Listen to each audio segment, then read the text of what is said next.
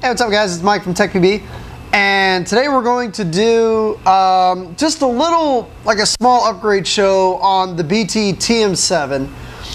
Something that if you've been following some of BT's products, such as the TM7, the TM15, and now more recently it just came out with the SA17, you notice that there is some feed neck modularity going on here, and I'm going to show you that today. We're going to install two different feed systems on here besides the one that's stock. Now this is obviously the stock clamping feed neck that comes on the TM7. It works well.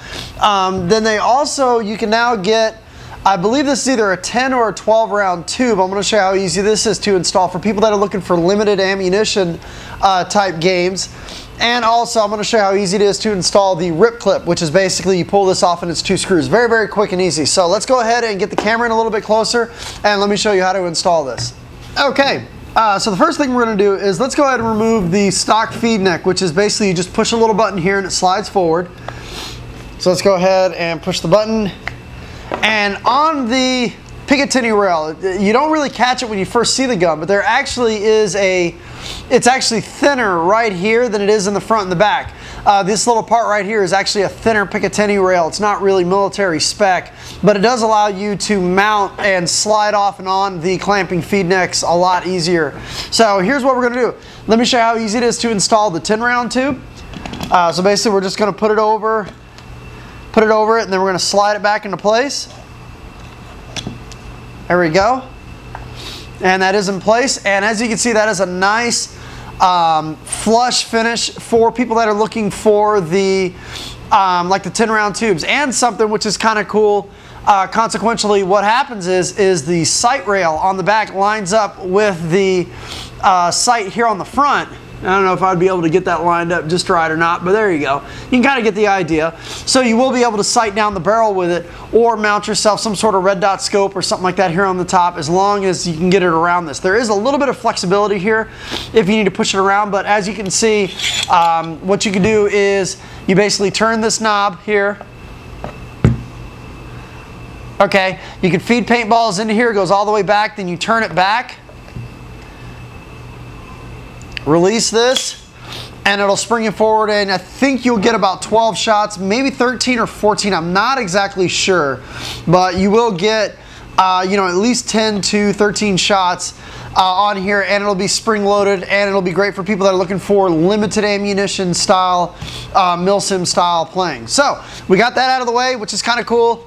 Almost makes your gun almost stock class. I mean, you know, maybe rock and cock, I guess, you know, get rid of the spring, I don't know, but you'd have to use a CO2 cartridge, per the rules of stock class, of course. Let me show you how easy it is to install a rip clip. This is actually really quick and easy. Okay, when you purchase the rip clip box, inside there it's going to have the motor, it's going to have the loader top, and then it's going to have a couple of these adapter plates. Okay.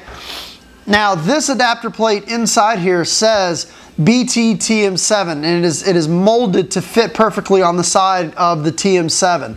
It also has one in here for the TM15, and I definitely could see them coming out with one that would fit the SA17 in the future. I don't know how many people would want a loader mounted on the side of their pistol like that, but you know, for one little tiny piece of plastic to be able to mount the rip clip on the side of there is definitely something that some people may want to consider. If they already have like a TM7 or a TM15 and they already have a rip clip, you know, buy a $10 adapter plate and you can mount it on the side of an SA17. Pretty cool. Okay, so let's go ahead and put on the adapter plate. Like I said, this is the one that is for the TM7. Slides right into place right there. And then you just make sure that you line it up with the hole. There we go.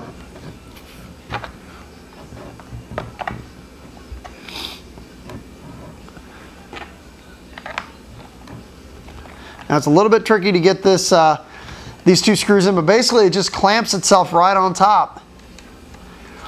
Now some people may prefer this setup a little bit more than a hopper because it's going to be a little bit more of a lower profile. You know, preferences, just about everything in paintball. So now these screws do have a flathead inside there, so you just kind of want to get them tight, and then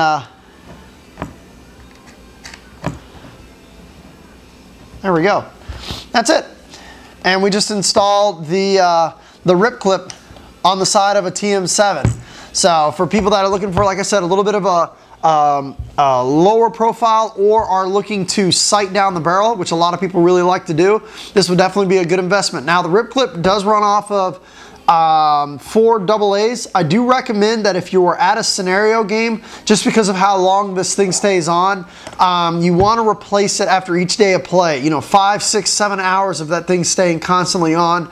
You definitely want to look into replacing the batteries for the next day of play. I would recommend, especially if you're doing a lot of shooting out there, it's better just to go ahead and replace it, put new AA's in there, and for the second day, that way you don't have to worry about it running out of batteries on the second day of play. So that's about it. Pretty easy. It runs off of sound. It works great. It's based just like the Reloader B or the Magna. It's based off of Empire sound technology, and it works great. So there you go.